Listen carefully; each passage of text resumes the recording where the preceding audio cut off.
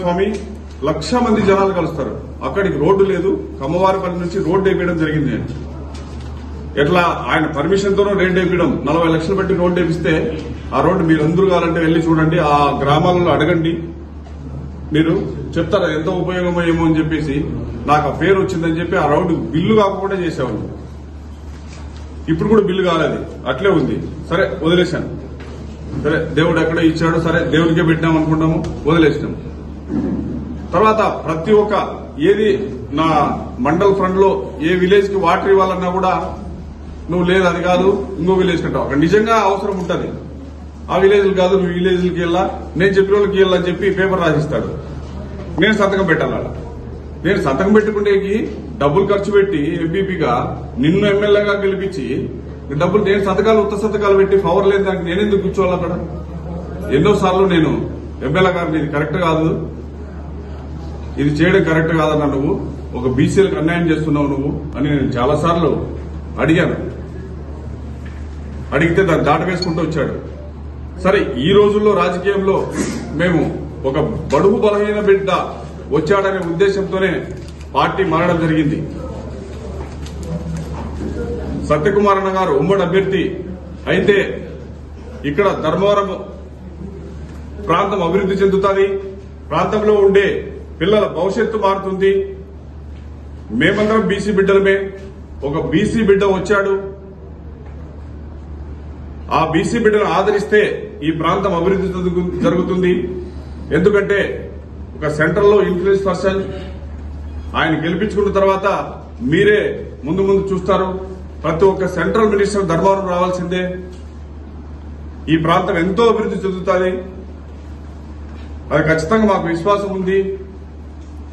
తర్వాత చాలా మంచి వ్యక్తి అనే ఉద్దేశంతోనే మేము జాతీయ పార్టీ అనే ఉద్దేశంతోనే పార్టీ మారడం జరిగింది.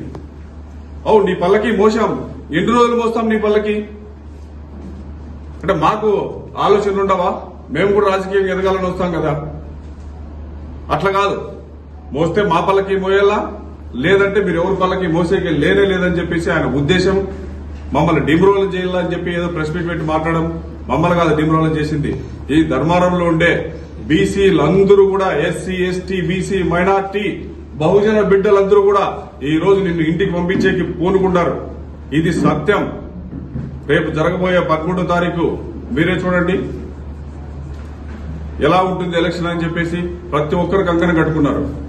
ఒకవేళ నువ్వు భయపడిచ్చి అది ఇది చేస్తే బయటకు రారేమో కానీ మిగతా వాళ్ళందరూ కూరుకుంటారు ఓట్లేసే రూపంలో నిన్ను ఇంటికి పంపించడానికి. ఇది వెరీ క్లియర్.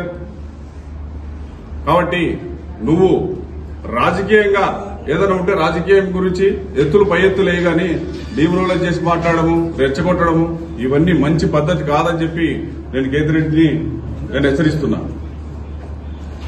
అంటే బీసీలు అనే వాళ్ళు ఎవరు పైకి రాకూడదా, రాజకీయంగా ఎదగకూడదా? ఆ రోజు అంబేద్కర్ రాసిన రాజ్యాంగాన్ని మనం తుంగలో దొక్కినట్టేనా?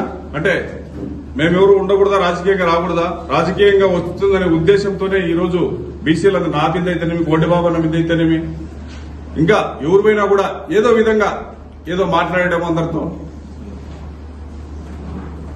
ఇలా చేయడం మంచి పద్ధతి కాదని చెప్పి ఈరోజు సత్యకుమార్ అన్నను మనమందరం ధర్మారం కాన్స్టిట్యూన్సీలో ఉండే ప్రజలందరూ నేను అందరినీ చేతులెచ్చి కోరుకుంటున్నా. మంచి వ్యక్తి అన్నగారిని మనం ఒక్కసారి గెలిపించుకుంటే మన ప్రాంతం ఖచ్చితంగా అభివృద్ధి చెందుతుంది. తర్వాత ఇక్కడ ఉండే వనరులు రైల్వే లైన్ అయితేమి, 4 వేలు అయితేనేమి ఇవన్నీ అనుసంధానం చేసి మన ప్రాంతం అభివృద్ధి చెందుతుందనేది ఖచ్చితంగా మనం నమ్ముదాం.